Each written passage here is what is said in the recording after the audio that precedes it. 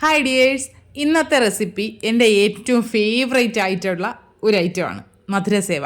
അത് ഈ ബേക്കറികളിൽ കിട്ടുന്ന പഞ്ചസാരയിൽ മുങ്ങിയിട്ടുള്ള മധുരസേവയല്ല ഇത് പണ്ട് കാലങ്ങളിലൊക്കെ ചായക്കടകളിൽ കിട്ടിക്കൊണ്ടിരുന്ന അടിപൊളി മധുരസേവയാണ്. ഇത് എത്ര കിട്ടിയാലും ഞാൻ കഴിക്കും, അതാണ് അവസ്ഥ. എളുപ്പമാണ്, ഒരുപാട് പരിപാടികളൊന്നുമില്ല. അതിനായിട്ട് നമുക്ക് ആദ്യം ബൗളിലേക്ക് കടലപ്പൊടി എടുക്കാം.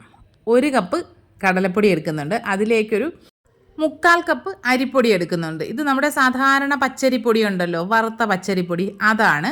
ഇനി ഇതിലേക്കൊരു 1/4 ടീസ്പൂൺ ഉപ്പ് ചേർത്ത് കൊടുക്കാം. മധുരമുള്ള സാധനമായതുകൊണ്ട് ഒരുപാട് അങ്ങ് ഉപ്പ് വേണ്ട, എന്നാലും കുറച്ച് ഉപ്പ് ചേർത്ത് കൊടുക്കുന്നുണ്ട്. പിന്നെ ഇതിലേക്ക് ഞാൻ ഒരു പിഞ്ച് ജീരകം ഇട്ട് കൊടുക്കുന്നുണ്ട് കേട്ടോ. പക്ഷേ അത്രയും പോരാ, സ്നാക്ക് കഴിച്ചപ്പോഴാണ് എനിക്ക് മനസ്സിലായത് കുറച്ചുകൂടി ജീരകം വേണം. ഒരു 1/2 ടീസ്പൂൺ ജീരകമൊക്കെ ചേർക്കാം. ഇടയ്ക്കിടയ്ക്ക് ആ ഒരു ജീരകം കടിക്കുമ്പോൾ ഭയങ്കര ടേസ്റ്റാണ്. പിന്നെ ഈ ഉപ്പും ജീരകവും എല്ലാം കൂടി നല്ലതുപോലെ ഒന്ന് ഇളക്കി യോജിപ്പിച്ച് കൊടുക്കണം. ഇനി ഇതിലേക്ക് നമുക്ക് വെള്ളം ചേർത്തിട്ട് കുഴച്ചെടുക്കാം. സാധാരണ പച്ച വെള്ളമാണ് എടുത്തിരിക്കുന്നത്. 1 കപ്പ് വെള്ളം എടുത്തിട്ടുണ്ട്. അതിനെ കുറേശ്ശെ ചേർത്ത് വേണം മിക്സ് ചെയ്തെടുക്കാനായിട്ട്. ആദ്യമേ ഉള്ളത് മുഴുവനായിട്ട് ഒഴിച്ച് കലക്കി എടുക്കരുത്, ദോശയല്ല നമ്മൾ ഉണ്ടാക്കാൻ പോകുന്നത്. അതുകൊണ്ട് കുറേശ്ശെ വെള്ളം ചേർക്കണം. പിന്നെ പല പൊടികൾക്കനുസരിച്ച് വെള്ളത്തിൻ്റെ അളവ് വ്യത്യാസമായിരിക്കും. ചില അരിപ്പൊടികൾക്ക് ഒരുപാട് വെള്ളം വേണ്ടി വരും. അതുകൊണ്ട് കുറേശ്ശെ ചേർത്ത് മിക്സ് ചെയ്തെടുക്കണം. ഞാനിപ്പോൾ 1 കപ്പ് വെള്ളം എടുത്തതിൽ ഏകദേശം 1 ടേബിൾ സ്പൂൺ വെള്ളമൊക്കെ ബാക്കി വന്നിട്ടുണ്ട്. അത്രയും ചേർത്തിട്ടാണ് ഞാൻ കുഴച്ചെടുത്തിരിക്കുന്നത്. നമുക്കിത് കുഴച്ച് വരുമ്പോൾ മനസ്സിലാവും വെള്ളത്തിൻ്റെ അളവ്. അതുകൊണ്ട് നിങ്ങൾ കുറേശ്ശെ വെള്ളം ചേർത്ത് കുഴച്ചെടുക്കുക. അത് ഒരു ചപ്പാത്തി മാവിൻ്റെയൊക്കെ പരുവത്തിലാക്കി എടുക്കുക. വെള്ളം കൂടിപ്പോകാതെ മാവ് ലൂസാകാതെയൊക്കെ പ്രത്യേകം ശ്രദ്ധിച്ചോളുക. നല്ലതുപോലെ നമ്മൾ കുഴച്ചെടുക്കുക.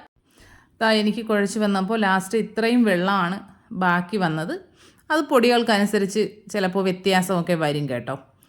ഞാൻ കുറച്ച് നാൾ മുൻപ് വാങ്ങിയിരുന്ന അരിപ്പൊടി ഒരുപാട് വെള്ളം വേണ്ടുന്ന പൊടിയായിരുന്നു. ഇപ്പോഴത്തേത് അത്രയും വെള്ളം വേണ്ട, അതാണ് അവസ്ഥ.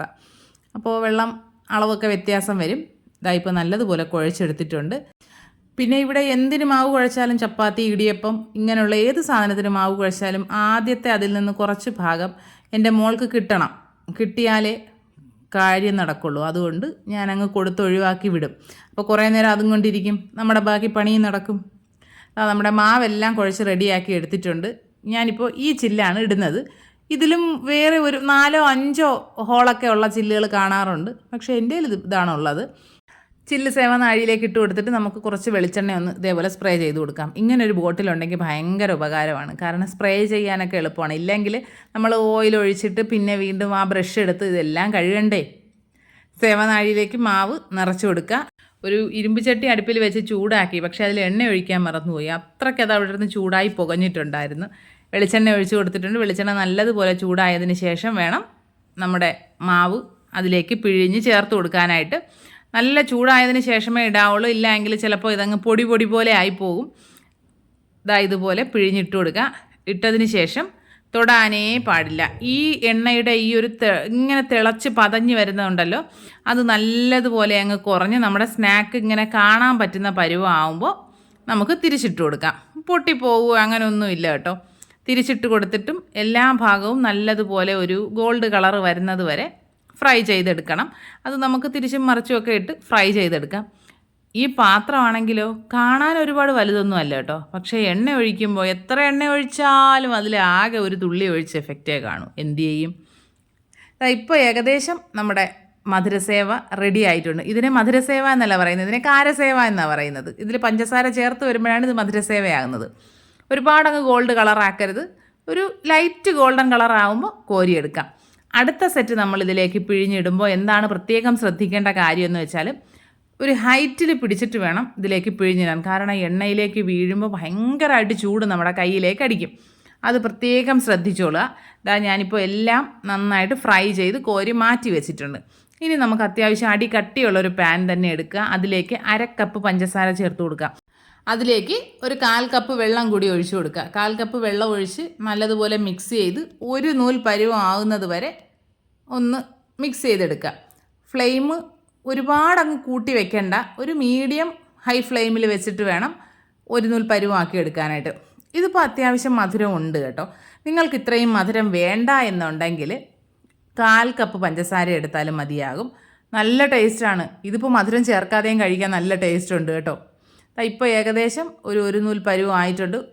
ഈ പഞ്ചസാര പാനീയം ഞാനങ്ങ് ഒരുപാടങ്ങ് ടൈറ്റ് ആക്കുന്നില്ല. ഇതിലേക്ക് ഇനി 1/2 ടീസ്പൂൺ നെയ്യ് ചേർത്ത് കൊടുക്കാവുന്നതാണ്. നെയ്യും കൂടെ ചേർത്തിട്ട് ഒന്ന് മിക്സ് ചെയ്യാം. എന്നിട്ട് നമുക്ക് ഫ്ലെയിം ഓഫ് ചെയ്യാം കേട്ടോ. ഇതിനെ നമുക്ക് കുറച്ചുകൂടി വേണമെങ്കിൽ നല്ല അടിപൊളി നൂല് കിട്ടുന്ന തരത്തിൽ വേണമെങ്കിൽ ആക്കിയെടുക്കാം. ഞാൻ അത്രയും ആക്കുന്നില്ല, കാരണം അത് ഈ നമ്മുടെ സേവയിൽ ഇങ്ങനെ പിടിച്ചിരിക്കുമ്പോൾ ചവയ്ക്കാൻ ഭയങ്കര ബുദ്ധിമുട്ടായിരിക്കും. ആ പഞ്ചസാരയുടെ ക്രിസ്റ്റൽസ് ആയിട്ട് വരുമ്പോൾ ചവയ്ക്കാനൊരു ബുദ്ധിമുട്ടുണ്ടാവും. അതുകൊണ്ടിട്ടാണ് ഞാൻ അത്രയും അങ്ങ് ചെറുതായിട്ടൊന്ന് നൂല് വന്ന് തുടങ്ങുമ്പോൾ തന്നെ അതിലേക്ക് പൊടിച്ച് വെച്ചിരിക്കുന്ന സേവ മുഴുവനായിട്ട് ചേർത്ത് കൊടുക്കുന്നത്. ചേർത്തിട്ട് നല്ലതുപോലെ മിക്സ് ചെയ്ത് കൊടുക്കാം. പിന്നെ ഈ മധുരസേവയൊന്നും എല്ലാം ഒരേ സൈസിലൊന്നും അല്ലല്ലോ കിട്ടുന്നത്. പലതും പല സൈസ് പല ഷേപ്പിലൊക്കെയല്ലേ കിട്ടുന്നത്. അതുകൊണ്ട് നമുക്ക് മിക്സ് ചെയ്യുമ്പോൾ കുറച്ചൊക്കെ ഒടിഞ്ഞു പോയെന്നും പറഞ്ഞിട്ടൊന്നും ഒരു കുഴപ്പമില്ല. ഈ സേവ മുഴുവൻ ഇതിലിട്ട് കുറച്ച് മിക്സ് ചെയ്തതിന് ശേഷവും അതിലിങ്ങനെ പഞ്ചസാര സിറപ്പ് പോലെ കാണുന്നുണ്ട്. അപ്പോൾ ഞാൻ കരുതി ഇതെന്താണ് ഇങ്ങനെയെന്ന്. പക്ഷെ ഒരു 2-3 മിനിറ്റ് കഴിഞ്ഞിട്ട് നോക്കിയപ്പോൾ അതൊന്നും കാണാനില്ല. മുഴുവനായിട്ടും ആ സേവയിൽ അങ്ങ് പിടിച്ചിട്ടുണ്ടായിരുന്നു. ഇത് ഒരുപാട് ചൂടാറാനൊന്നും നിന്നില്ല. അതിന് മുന്നേ ഞാൻ കഴിച്ചു തുടങ്ങിയിട്ടുണ്ടായിരുന്നു. അടിപൊളി ടേസ്റ്റാണ്, നല്ല കറുമുറായിരിക്കും കേട്ടോ.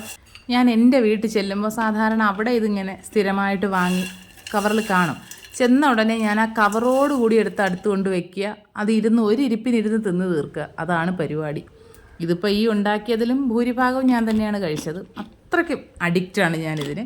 അപ്പോൾ നിങ്ങൾ ഇതുവരെ ട്രൈ ചെയ്ത് നോക്കിയിട്ടില്ലെങ്കിൽ എന്തായാലും ഒന്ന് ട്രൈ ചെയ്ത് നോക്കുക. ഫീഡ്ബാക്ക്സ് കമൻറ്റ് ബോക്സിൽ അറിയിക്കുക. വീഡിയോ ഇഷ്ടപ്പെട്ട് കഴിഞ്ഞാൽ ലൈക്ക് ചെയ്യുക, കമൻറ്റ് ചെയ്യുക, ഷെയർ ചെയ്യുക, ചാനൽ സബ്സ്ക്രൈബ് ചെയ്യുക.